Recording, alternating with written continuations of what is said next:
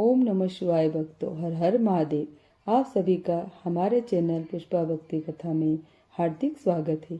आइए भगवान भोलेनाथ की असीम कृपा से आज श्रावण मास की पावन कथा का श्रवण करते हैं। श्रद्धा और विश्वास के साथ पूरी कथा अंत तक अवश्य सुने। कथा प्रारंभ करते हैं।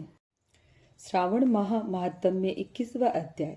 श्रावण पूर्णिमा पर किए जाने वाले कृत्यों का संक्षिप्त वर्णन तथा रक्षाबंधन की कथा।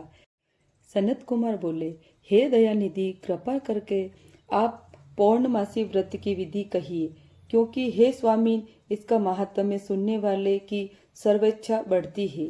ईश्वर बोले, हे सनत कुमार, इस श्रावण मास में पूर्णिमा तिथि को उत्सर्जन तथा उपकर्म संपन्न होते हैं। पौष की पूर्णिमा तथा माघ की पूर्णिमा तिथि उपसर्जन कृत्य के लिए होती है, अथवा उत्सर्जन कृत्य हेतु पौष की प्रतिपदा अथवा माघ की प्रतिपदा तिथि विहित है, अथवा रोहिणी नामक नक्षत्र उत्सर्जन कृत्य के लिए प्रशस्त होता है, अथवा अन्य कालों में भी अपने अपने शाखा के अनुसार उत्सर्जन तथा उपाकर्म दोनों का साथ साथ करना उचित माना गया है। अतः श्रावण मास की पूर्णिमा को उत्सर्जन कृत्य प्रशस्त होता है। साथ ही ऋग्वेदियों के लिए उपाकर्म हेतु श्रावण नक्षत्र होना चाहिए। चतुर्दशी पूर्णिमा अथवा प्रतिपदा तिथि में जिस दिन श्रवण नक्षत्र हो उस दिन ऋग्वेदियों को उपाकर्म करना चाहिए। यजुर्वेदियों को उपाकर्म पूर्णिमा में और सामवेदियों का उपाकर्म हस्त नक्षत्र में होना चाहिए। शुक्र तथा गुरु के अस्त काल में भी सुख पूर्वक उपाकर्म करना चाहिए, किंतु इस काल में इसका प्रारंभ पहले नहीं होना चाहिए, ऐसा शास्त्र विदों का मानना है।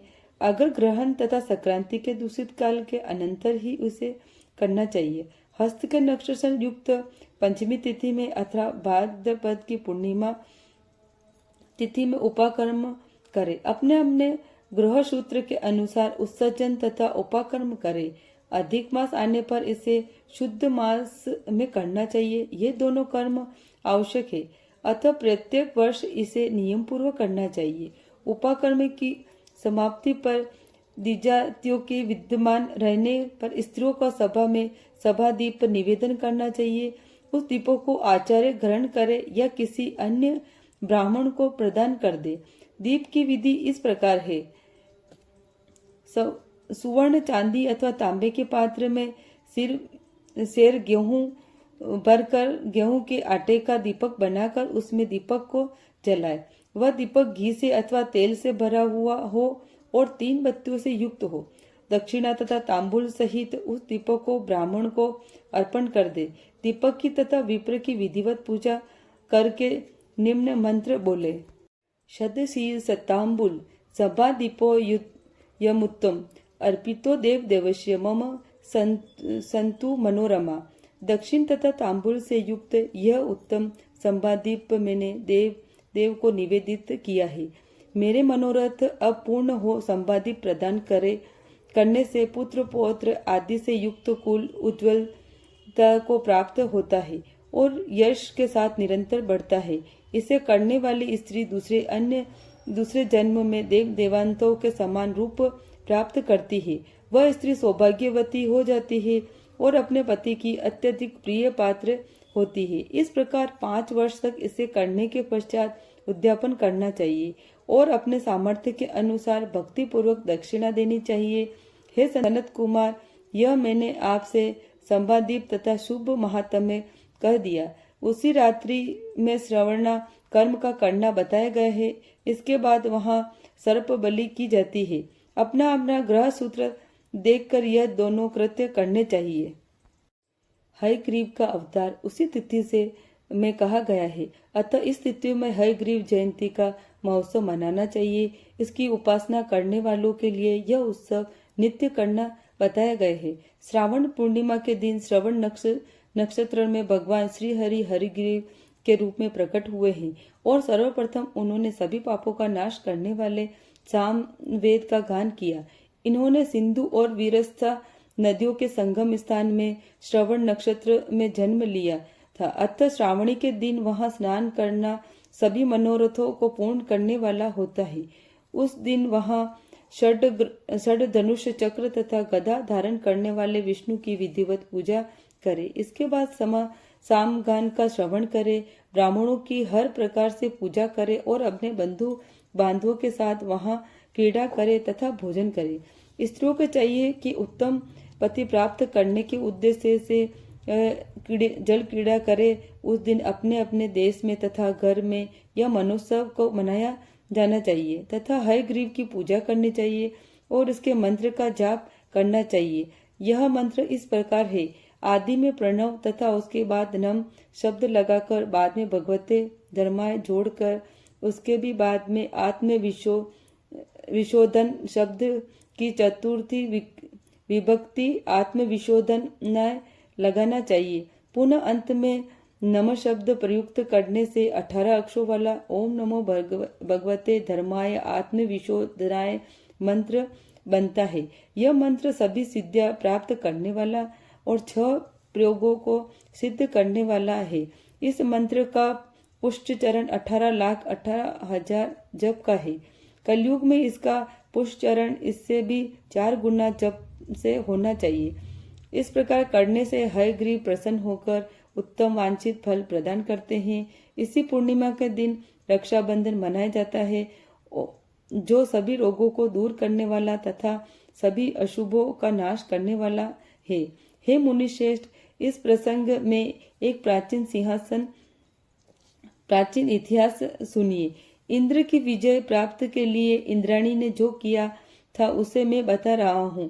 पूर्व काल में 12 वर्षों तक देवासुर संग्राम होता रहा। तब इंद्र को थका हुआ देखकर देवी इंद्राणी ने उन सुरेंद्र से कहा, हे देव, आज चतुर्दशी का दिन है, प्रातः होने पर सब ठीक हो जाएगा।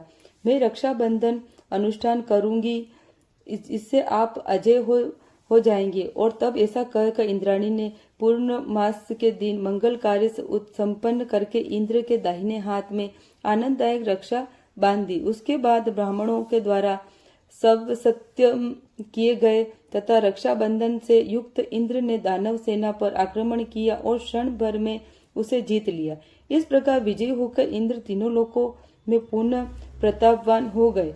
हे मुनीश्वर, मैंने आपसे रक्षाबंधन के इस प्रभाव का वर्णन किया है, जो कि विजय प्रदान करने वाला, सुख देने वाला और पुत्र आरोग्य तथा धन प्रदान करने वाला है। हे सनत कुमार बोले, हे देव श्रेष्ठ, ये रक्षाबंधन किस विधि से, किस तिथि में तथा कब किया जाता है? हे देव, कृपा करके इसे बताइए। हे भगवान, जैसे जैसे आप अद्भुत बातें बताते जा रहे हैं, वैसे वैसे अनेक अर्थों से युक्त कथाओं को सुनते हुए मेरी तृप्ति नहीं हो रही है। ईश्वर बोले, बुद्धिमान मनुष्य को चाहिए कि श्रावण के महीना आने पर पूर्णिमा की तिथि को सूर्योदय के समय श्रुति स्तुति स्मृति के विधान से स्नान करे। इसके बाद संध्या जप आदि करके देवताओं और ऋषियों तथा पितरों का तर्पण करने के बाद सुवर्णमय पात्र में बनाई गई सुवर्ण सूत्रों से बंधी हुई मुक्ता आदि से विभूषित विचित्र तथा स्वच्छ रेशमी तंतुओं से निर्मित विचित्र ग्रंथियों से सुशोभित पदगुच्छों से अलंकृत और ससर्प तथा अक्षतों से शोभित एक अत्यंत मनोहर रक्षा अथवा राखी बनाए। इसके बाद कलश स्थापन करके उसके ऊपर पूर्ण पात्र रखे और पूर्ण उस पर रक्षा को स्थापित कर दे। उसके बाद रम्य आसन पर बैठकर सुहृदजनों के साथ वीरांगनाओं के साथ नृत्य गान आदि क्रीड़ा मंगल कृत्य में संलग्न करे। इसके बाद यह मंत्र पढ़कर पुरोहित रक्षा बंधन करे। येन बुद्धो बलि राजा दानवेंतो महाबल तेन तामनुबंधामि रक्षे मां चल। जिस बंधन से महान बल से संपन्न दानवों के पति राजा बलि बांधे गए थे, उसी से मैं आपको बांधता हूँ। हे रक्षे, हे चलायमान मत हो। ब्राह्मण, क्षत्रियों, वैश्यों, शूद्रों तथा अन्य मनुष्यों को चाहिए कि यत्न पूर्वक ब्राह्मणों की पूजा करके रक्षाबंधन करे। जो इस विधि से रक्षाबंधन करता है वह सभी दोषों से रहित होकर वर्ष पर्यंत सुखी रहता है।